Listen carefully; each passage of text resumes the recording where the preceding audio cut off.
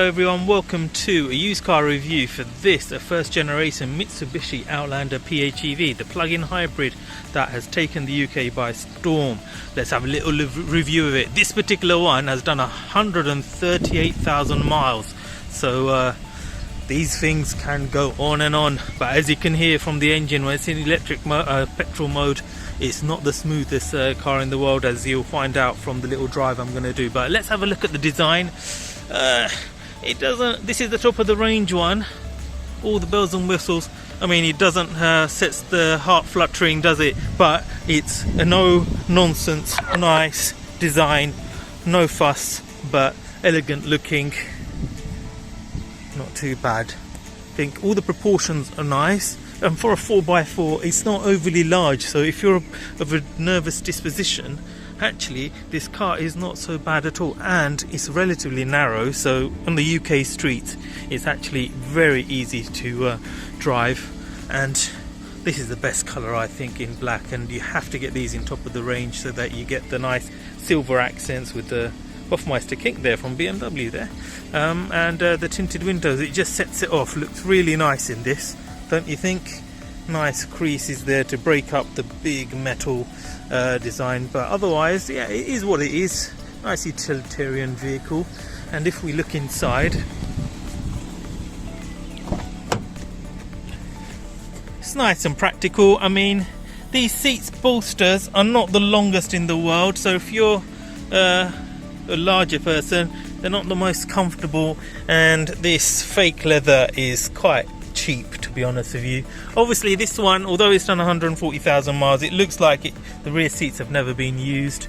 Headroom is relatively good. This goes in a little bit, so if you're like a 6-footer sitting in the middle, you're going to be a little bit uncomfortable, both because of the seat bolsters not that wide and headroom not that great. But on the outer edges, 2 adults, 6-footers fine, 3 children in here very easily. If I step in, I'm 5'6", and as you can see, loads of leg room, plenty of headroom. Obviously the feet can tuck in underneath as well if you want a bit more space. Sorry, the car's not been fully cleaned yet, but as you can see, loads of cheap plastics all round, but very functional and built to last. Nice robust buttons, so a bit typical Japanesey. You know, look at that, cheap plastics, but everything's still working. So happy days. Let's look at the front. As you can see, not going to win any design awards in the interior either. Looks a little bit old-fashioned if you ask me, but it is what it is.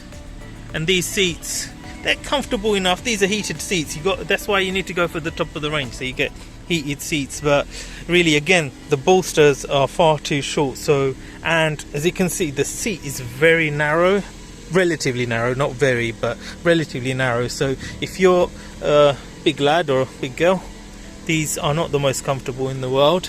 And for long journeys, because the bolsters don't go out so much, you don't get the under thigh support, so it's not the most comfortable for long journeys. But it is compensated by the slightly softer suspension, so that kind of can forgive a little bit. But really, longer journeys, you're going to feel the tiredness, and the insulation isn't there, so when you're on the motorway you will hear the road noise a lot more than you would, say, the equivalent BMW or Mercedes.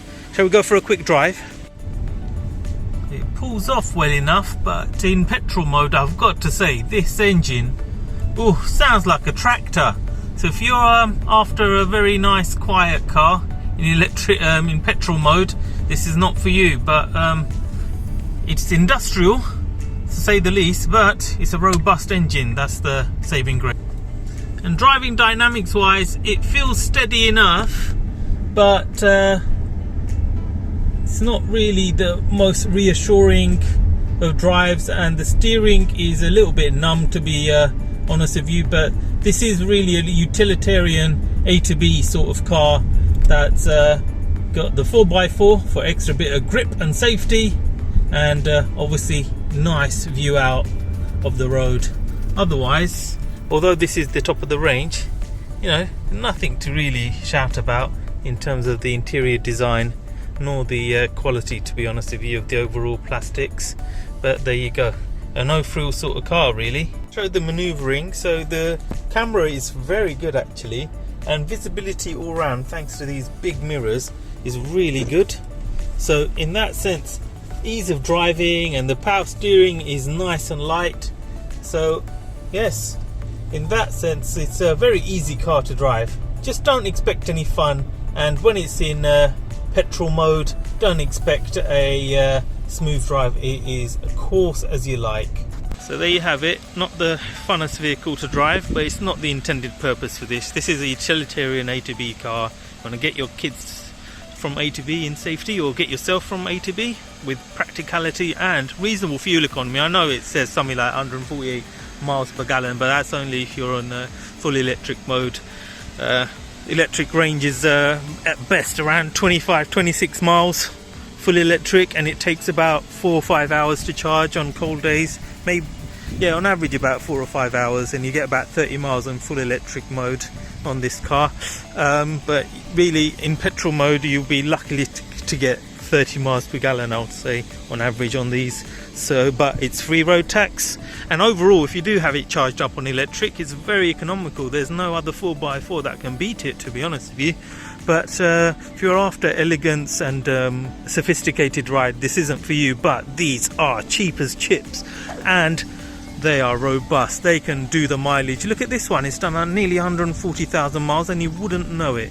They're very hard wearing, fantastic workhorses. So if you want a workhorse, then go for it. And if you go for the top spec, then they don't look half bad, to be honest with you, on the old driveway, does it? So if you do buy one, get one that's a GX4HS, and with all the bells and whistles on it. They're relatively reliable, cheap to maintain, and when you do get them, make sure there's plenty about, so make sure they've got service history, and usually people do look after them. They don't rag them, and there's not much to go wrong with it. So I highly recommend it. Like and subscribe. Take care. Bye.